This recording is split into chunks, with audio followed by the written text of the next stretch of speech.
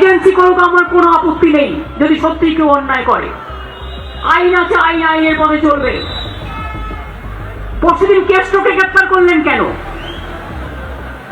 কি করেছিল কেষ্ট?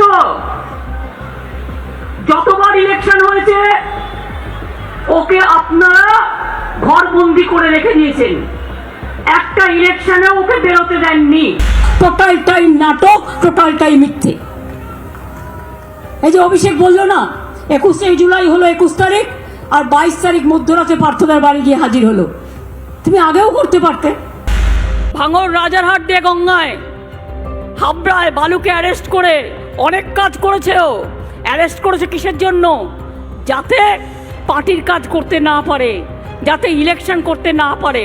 আর সেই সুযোগে সিপিএম, কংগ্রেস, বিজেপি একসাথে বেরিয়ে পড়েছে রাস্তায়, রোজ মিছিল করছে আর সবাইকে চোর চোর বলছে।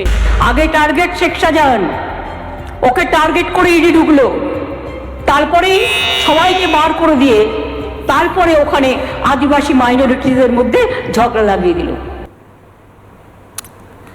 শেখ শাহজাহানের পাশে মমতা বন্দ্যোপাধ্যায়, বালুর পাশে মমতা, পার্থ চ্যাটার্জির পাশে মমতা বন্দ্যোপাধ্যায়, অনুব্রতর পাশে যখন যখন যে যে যা যা করেছে পাশে থেকেছেন, প্রয়োজন পড়লে পাল্টি গিয়ে গেছেন। আজকের ব্রহ্মাস্ত্র কিশোর অগ্নিবাণের তৃতীয় প্রশ্ন, ব্রহ্মাস্ত্র আপনাদের স্ক্রিনে।